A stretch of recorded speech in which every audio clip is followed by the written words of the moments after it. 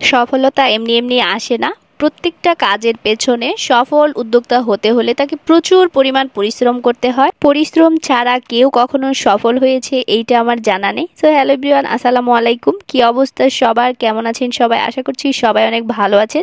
তো বরাবরের মতো আবারও চলে আসছি নতুন একটি ব্লগ নিয়ে। আশা করছি ব্লগটি আপনাদের ভালো লাগবে। তো আমাকে যারা যারা চেনেন জানেন, হয়তো জেনে থাকবেন যে আমার যে বড় মামা আছেন উনি সৌদি প্রবাসী, মানে উনি প্রবাসে থাকেন আর কি। আর আমার যে ছোট মামা উনি পুলিশে জব করে। তাদের প্রফেশনটা আমি এই জন্যই বললাম কারণ পুরা এই খামারটা মামি একাই দেখাশোনা করে, সাথে অবশ্য আমার যে নানি আছে একটু সাহায্য সহযোগিতা করে। তবে একজন উদ্যোক্তার কোনো একটা প্রতিষ্ঠান বলেন, খামার বলেন বা যে কোনো ধরনের কাজ পরিচালনা করতে কিন্তু সব সময় একটা চাপের মধ্য দিয়ে থাকতে হয়, বা তাদের মেন্টাল সাপোর্ট বা ফিনান্সিয়াল যে সাপোর্টটা সেটারও প্রয়োজন পড়ে। আমাদের সমাজে অনেক মেয়েরাই আছে যারা কোনো একটা কাজ শুরু করার পূর্বে প্রচুর পরিমাণে ভয় পায়।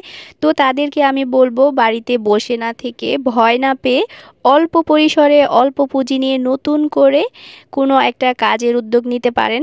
সেটা যে শুধু মুরগির লালন পালন করতে হবে বিষয়টা এমন না।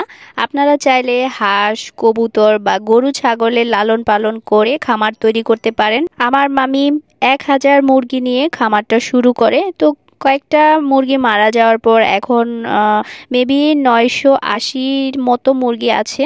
তো প্রতিদিনই কিন্তু 900+ মুরগি ডিম দিচ্ছে। তাছাড়া এই মুরগিগুলোর দৈনিক খাবারের যে পরিমাণটা আছে সেটা হচ্ছে 50 কেজির 2টা বস্তা, এবং সাথে আরো 10 কেজি দিতে হচ্ছে।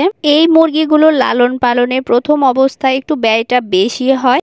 তাছাড়া যাদের একটু পুঁজির সমস্যা আছে তারা চাইলে দেশি মুরগিগুলো লালন পালন করতে পারেন, যেহেতু দেশি মুরগির ডিমের দাম কিন্তু এখন প্রচুর পরিমাণে, 60 টাকা বা 65 টাকা হালি।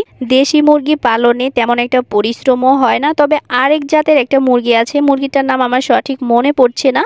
তো সেই মুরগিটাও কিন্তু লালন পালনের পরিশ্রমটা খুবই কম, মানে দেশি মুরগির মতোই, শুধু খাবারটা দিতে হয়।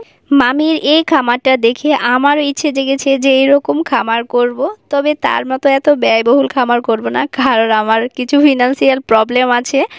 যদি ফিনান্সিয়াল প্রবলেম না থাকতো তাহলে আমি এরকম একটা খামার করতাম।